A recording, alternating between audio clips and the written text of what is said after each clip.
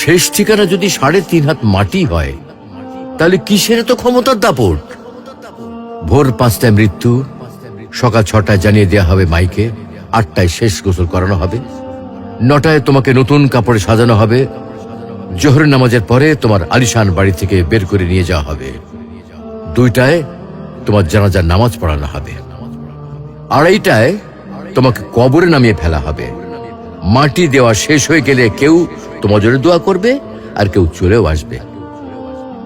এই তো জীবনের শেষ আয়োজন। তো কিসের তো অহংকার, কিসের তো ক্ষমতার দাপট? হ্যাঁ, ক্ষমতা কারোর জন্য চিরস্থায়ী নয়। অন্যায় ভাবে কাউকে ঠকালে একদিন ঠিক নিজেকেও ঠকতে হবে, এটাই নিয়ম।